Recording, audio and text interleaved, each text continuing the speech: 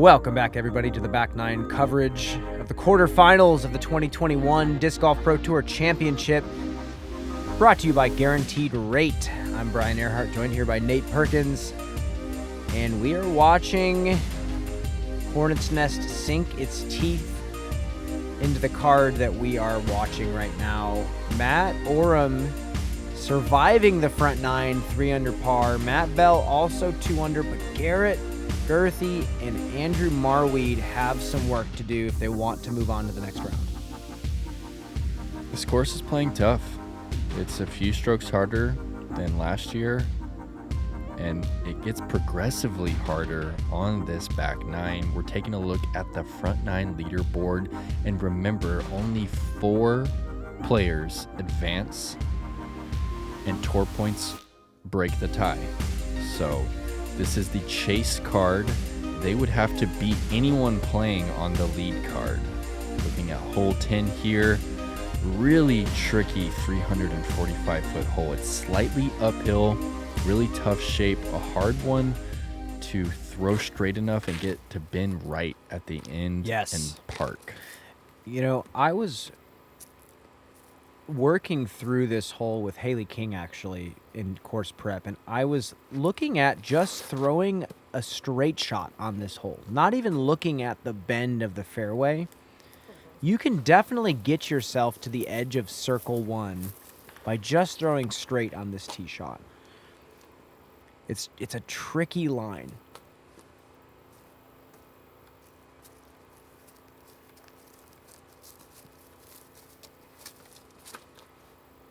Oh, and Matt is going left side, long turnover.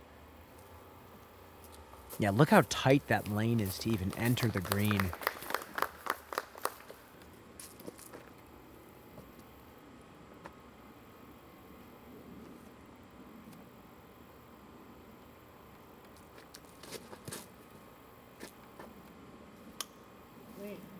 Long turnover from Matt. That's still going. Wow. Yes, that is. Back door, but that is great. Let's jump back to Matt Bell's form from the front. Exaggerated shoulder turn. Definitely turns his head away from the target early. And he hops big time. He has like one of the bigger hops that I've seen. Definitely like Steve Brinster-esque. And you know, the first thing that I asked when I first started playing disc golf is, how do you throw it where you want if you're not looking at the target? Yeah. And it took me a long time to figure that out. You just do it over and over again. And it's a lot of footwork, a lot of alignment. And you got to remember that when you are learning to improve your stroke, at the early stages, you don't really care where the disc goes, because you develop accuracy through repetition. Yeah. So you can get better, and actually you're worse for a little bit, right? And then you get better as time goes on, and you take that new form and you repeat it over and over again. And Garrett is going to snag a birdie on number 10. Matt is also going to do the same. This is a tough birdie. It says 345, but like you said, the angle to get to this green is so tough.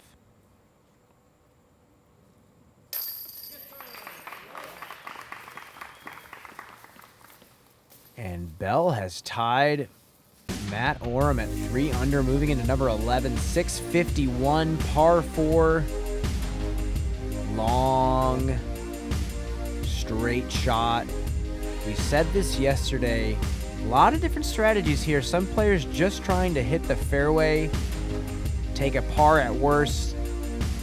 Some players are going full flex shot on this hole, taking a distance driver, trying to send it all the way down the fairway. This is one of my favorite holes in the course. Yeah, this is definitely one that I think of when I think of Hornet's Nest. You have to throw it straight, subtle left to right drift, and then land it soft.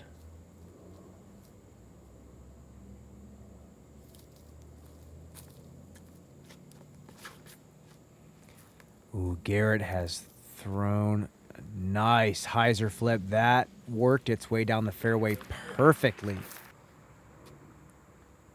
And Matt is going to club down here. He's going to throw mid-range.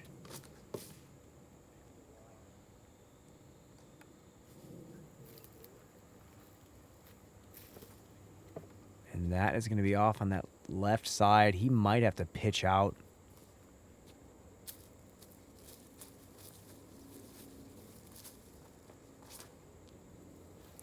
It's got to move right quick. Not that far right. Oh, it's trouble over there on that right side.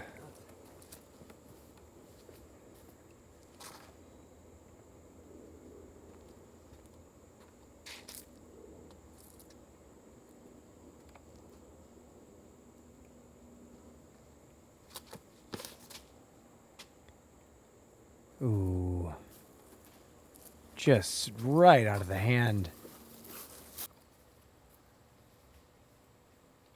We're going to have a little bit of scrambling on this hole now. Forehand roller from Matt. Not terrible. Still some work to do to get up and down, but I'm sure he's okay being right there.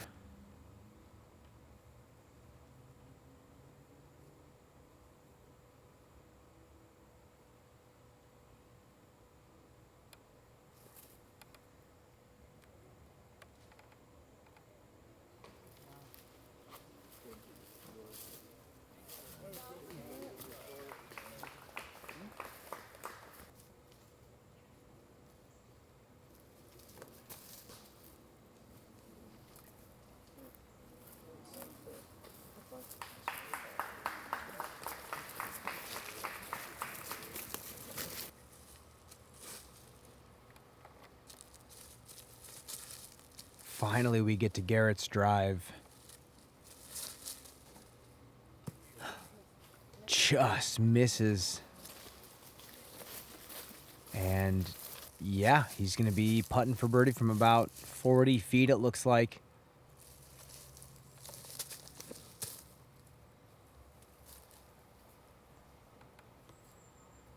Ooh, gave that a nice run. Look how it doesn't go 20 feet past the bucket there. Nice gentle nose up.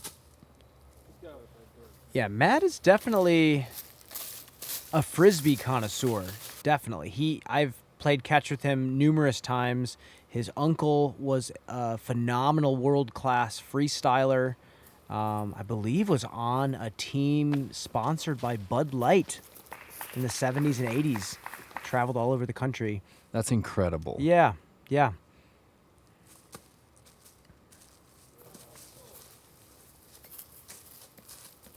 And if you haven't checked out freestyle Frisbee, one of the old disc disciplines from back in the day, it's astoundingly beautiful to watch. Juliana Korver is a world champion at it. Beautiful putt from Matt. Oh, and look at He is feeling good about that. the emotion there. I love to see that. He is stoked. He knows that every shot counts here on this back stretch. And this is what I like to see from Matt Orum. He is obviously a consistently good player all of the time, but when he gets that momentum, when he gets that fire, he is beyond world class. And you know, $30,000 means different things to different people. You know, 30 grand to Macbeth doesn't mean that much. To Matty O, it means a lot. Prize Picks is daily fantasy sports made easy. Simply pick the over-under on 2 or more players, and that's it. You can win up to 10 times your money in just one day. Download the Prize Picks app today and get your first deposit match up to $100.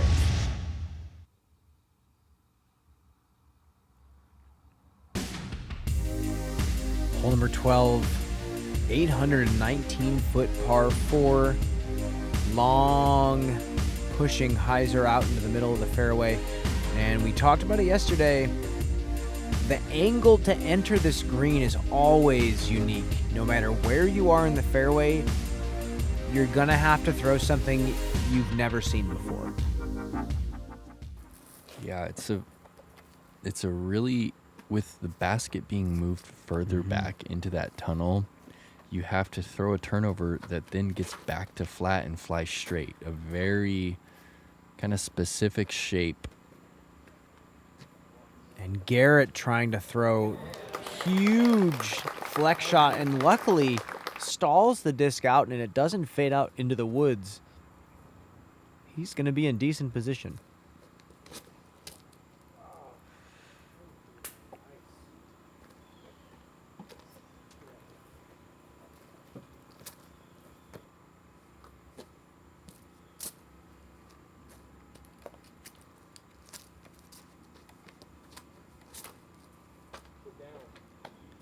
Oh, and that needs to sit. And that is looking to be, I would say, par at best if he doesn't have a run up from there. There we go. That's the angle you want to see out of the hand. A little bit of Anheuser. 420 feet down the fairway. I'm interested to see if Andy is going to go for that forehand and play for the longer putt, or if he's going to try and work that turnover through the gap.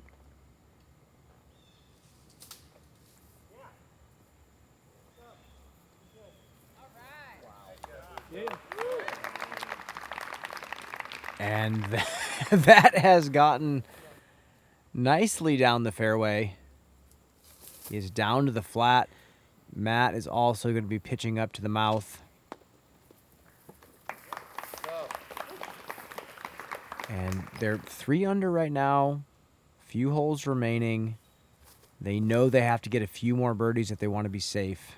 Okay, so he is going with the forehand. I'm and he's interested to pushed see how it. Close.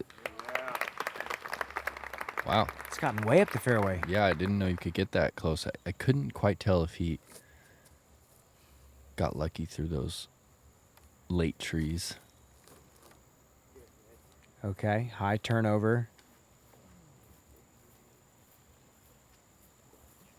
Oh, it just got held up. Yeah.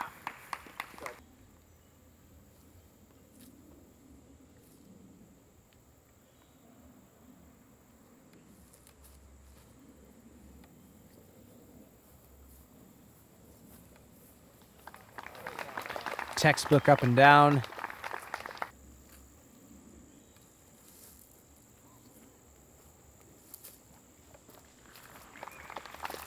It's at this stage, especially for both mats on the card, every single simple shot matters so much right now.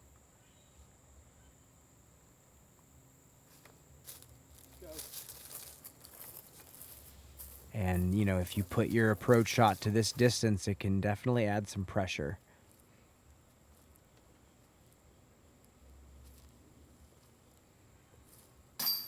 There's a birdie on 12.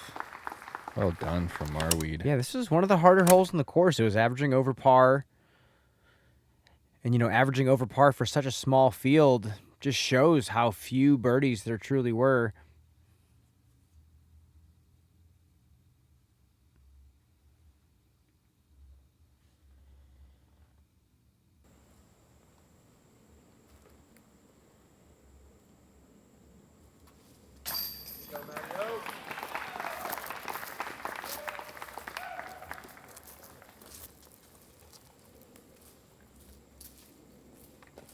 It's been a long season, Nate.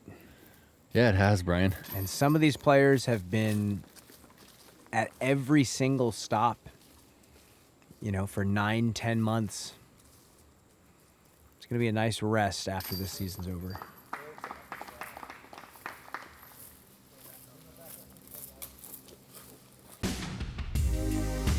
Ooh, hole 13. Love this hole.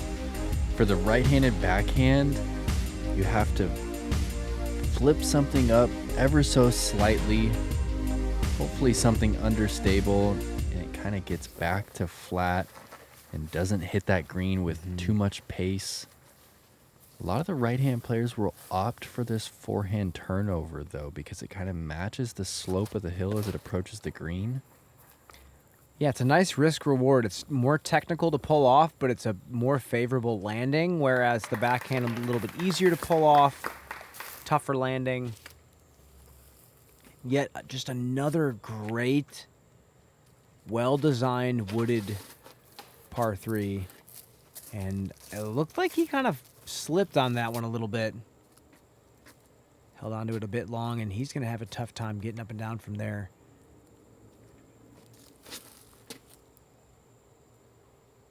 There it is. It's flipping up a little bit. Needs to get down, though. Little tree love right there. I think we should plant one for that. Our disc golf forest from all the tree love is it's growing. Where are we going to put this disc golf forest? Belize. Okay, yeah, sure. Sure, and we'll use the company card and we'll get out there. I saw they were having a tournament in Belize in December, actually.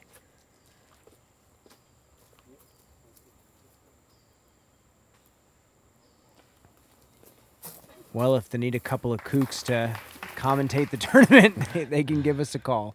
We can definitely do that. Matt throwing a decent shot left side of circle 1, and G has a little bit of work there.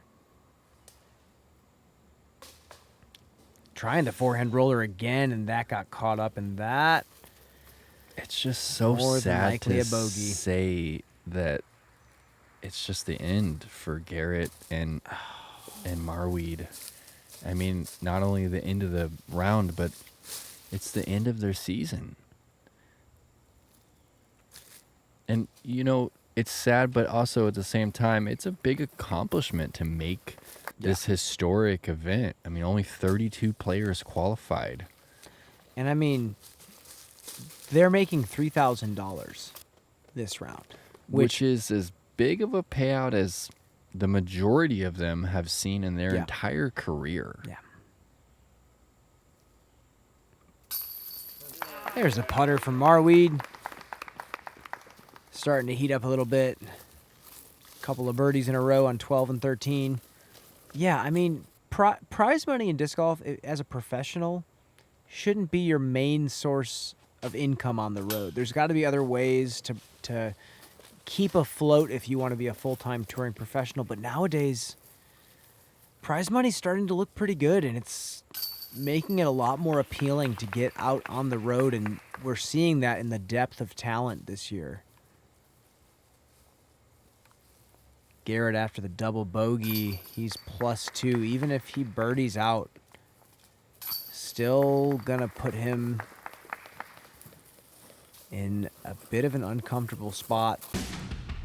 Let's see, moving forward, hole number 14, 415-foot par 3.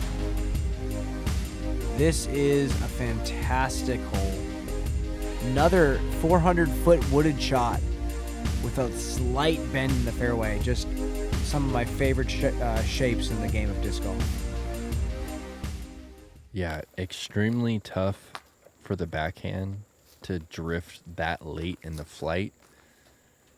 But it's a big forehand as well. 415. Ideally, you'd like to start it out with a little bit of angle. Yeah. As Marwede has done here, that needs to miss that wall. That is perfect. Oh, What a shot he parked it. Let's do a quick form check on Marwede. Let's take a look at the footwork. Forehand footwork is always different per player. Similar to Emerson Keith, kind of a shuffle step.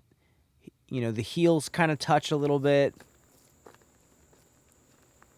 He's got one of the most versatile sidearms that I've ever seen. Oh, and Matt trying the backhand here. Does it have enough understability? No, it doesn't. Still going to be a putt, though. He's going to have a circle 2 look. We've seen Matt cash from way longer distances than that.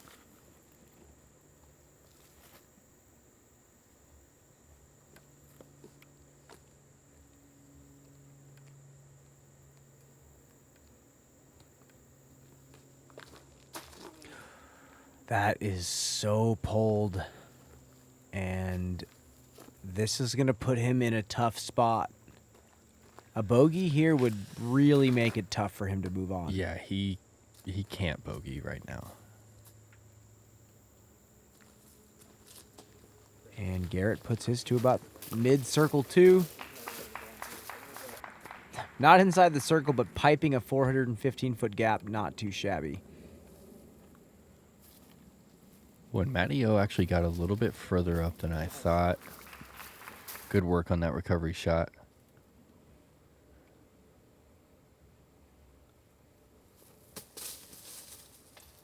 Oh, just off the top. Tons of pace on that. Yeah, definitely was hunting that birdie.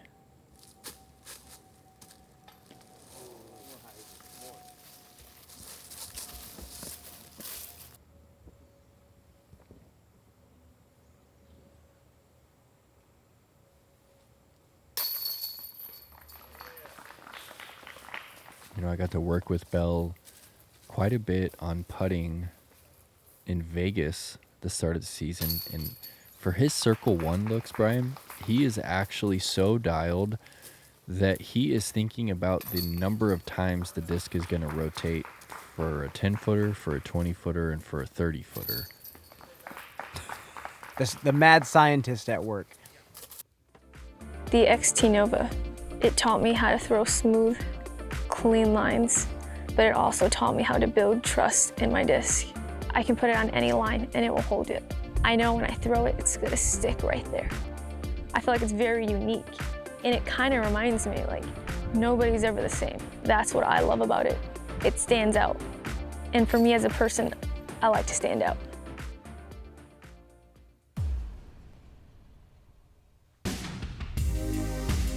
The gauntlet, hole 15, it's only 321, but the gap is maybe 4 feet across, and there is a Mando on the left that makes it that much more nerve-wracking. It plays slightly uphill. Definitely one of the harder holes on the course. Yeah, you have to hit this super tight gap with power, and the line that Marwede is taking is so tight. You see the staggered trees. That has to flip hard. Does it have enough? That is sick. That tree on the right at the gap being in front of the one on the left makes it so much more favorable for this line that Matt's trying to take. And just doesn't quite get enough on it. It's only 321, but you have to hit this gap with power. This is a big moment for Matteo right here. Oh, and he pipes it. That's got to get a forward skip. Yeah, he climbed the hill a little bit. He's inside the circle. I just love his expressions. When he hits a gap and he just holds his body in place, I just love it. It's all feel at this point.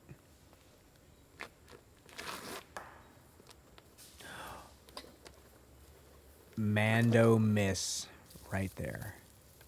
This is his third shot. Still a tough shot to throw.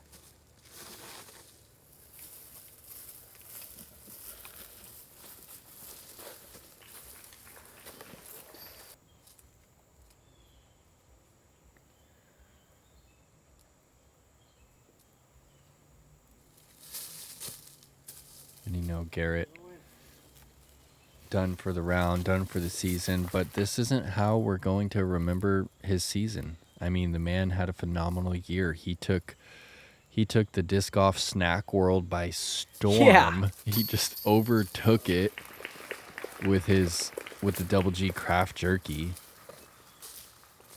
And I love that. I love that we're seeing disc golfers have kind of a retirement path building up. Garrett's been playing the game a long time, and he's probably still going to play the game for a long time, but you just love seeing passions from these ambitious people. Matt cashes the birdie putt, moves to 4 under par. Marwede for 4 in a row, going flick putt. Is that in? Yeah, I think it's in, Brian. that's Wow. 4 birdies in a row. He's back to even. Give him that Gatekeeper rewind. He is playing ultimate. Oh, what? How do you hit the band on a flick putt and go in? I love that. He's just slow walking up to the basket. Marwede is back to even par. I love when you say Marwede. We need to. I'm thinking about cereal, folks. Your boy's hungry. Marwede. Sorry, Andrew. I can see it, though. Okay, hole number 16.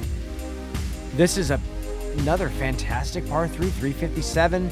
Uphill, tight gap. You lose all this ground. You have to fade naturally to the left. OB deep, so you can't just blast your drive forwards. Super unique hole. Haven't played another hole like it. You've also got that fairway on the left, which we're going to see Andrew attempt right here with his forehand.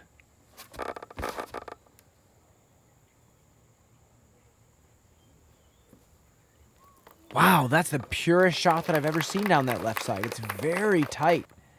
That's for 5 in a row.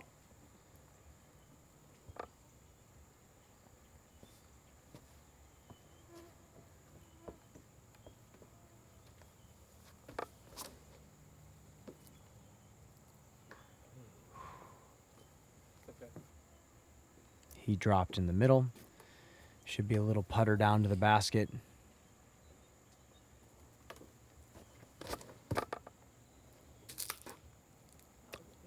Yeah. Gorgeous shot from Bell.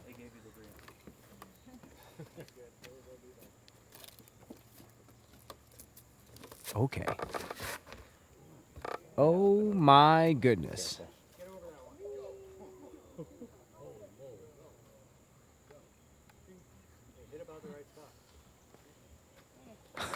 Okay. Wow, we went to the catch cam at least.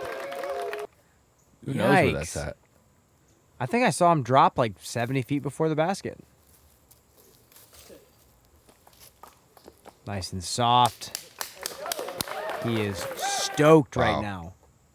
He knows what's at stake. He knows if he can get 1 or 2 more birdies, he has a shot. Oh, this is where Garrett's over the top shot landed? That's huge. There's not really a line up there, No. just in case anyone was wondering. No, he had to throw that sideways.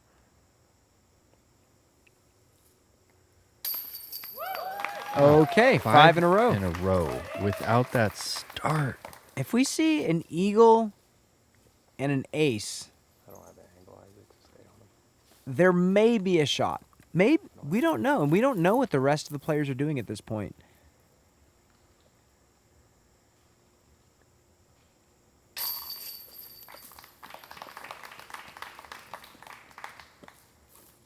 And Matt Bell is 4 under par now, too. They are tied.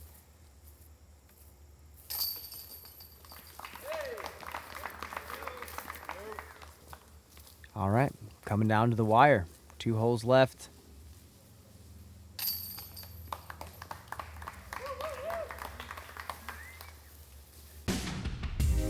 Hole 17. It's a par 5, but you see it's only 727. It just takes a couple placement shots to get to the corner. The ideal first shot can be anywhere from right here past this tee pad to all the way up here at this mouth.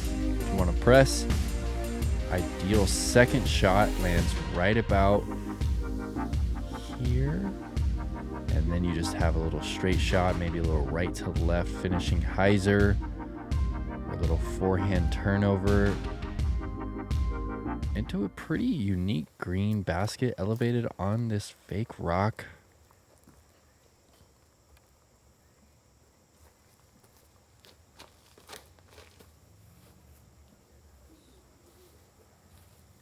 Andrew's looking to put together another birdie. He might have a look at throwing a big turnover flick for the Yeah. eagle I was talking about.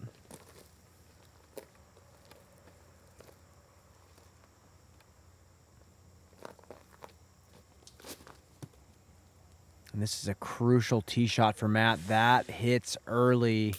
He didn't miss it by much. He can still get a birdie. Just needs to put his second shot to the corner. And here's Matt to put some pressure on.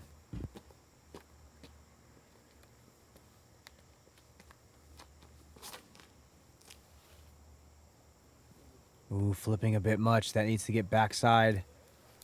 Oh, and it does, Brian. Oh, Wow. it gets way down there. And he has a great chance to get that second shot to the corner. And I believe that Matty O is a lower seed than Matt Bell. So it's in Bell's interest to beat Matty O to give himself a chance.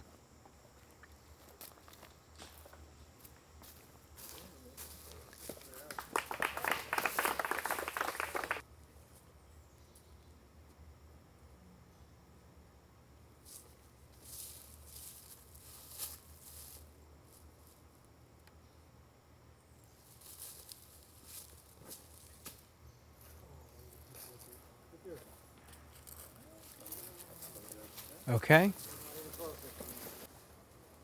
Almost to the corner. He's going to have something. Garrett is straight up bushwhacking at this point. But Matt has a look to get to the corner. This is a tight gap, though. You're seeing it right in front of you. He just bends one nicely around the corner, and that should be a putter up to the basket.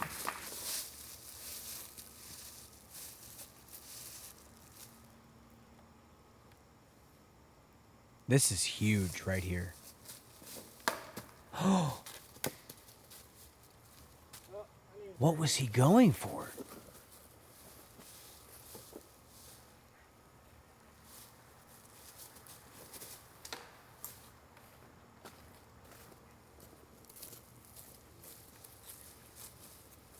I've never seen someone try and catch their disc like that. I mean, I know he didn't really try because he could have caught it if he wanted to, but I don't know what his intention was. Whoa. But you kind of heard him say something like along the lines of "it's over." You know, he knows that he needed a birdie here. Pretty wild. It's wild to put that much trust in Matty O to get up and down from here. I know it's just a putter away, but you also have 18. Oh, he left it kind of short, Brian. He's straddling the circle right there. But that's what I'm talking about. I'm very intrigued at that. Garrett's going to have a little drop in.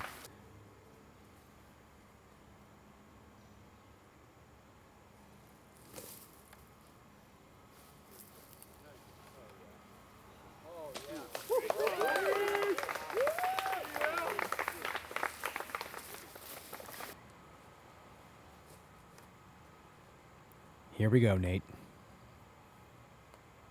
The biggest putt of his round.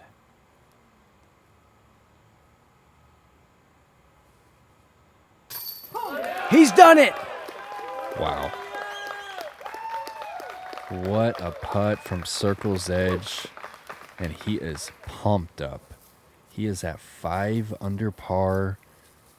That puts him in the 4th spot.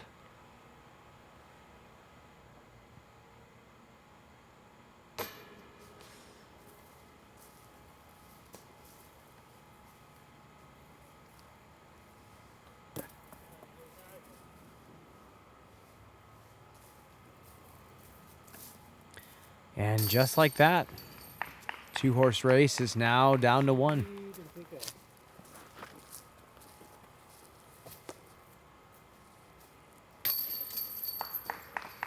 And you heard Matt just talking about wanting to pick up. I understand that sentiment. It's very frustrating to work all around just to have one hole.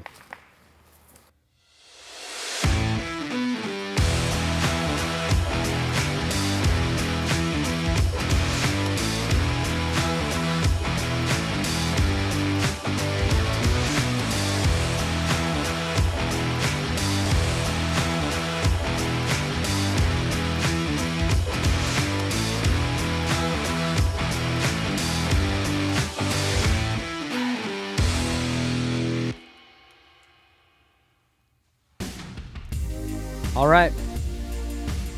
We are down to the last hole, hole number 18, 486-foot par 3. Fantastic finishing hole here out at Hornet's Nest. Matt Orum, like you said, is in the 4th slot right now to move on. He's checked the scores. I see a mid-range in his hand. Is he laying up here? Yes. And he is. That's fading left. Is that OB right there on No, the left? that's a spectator rope. Okay. He's inbounds. He's going to have about 150 feet to the basket. And he should be safe. What a birdie on 17.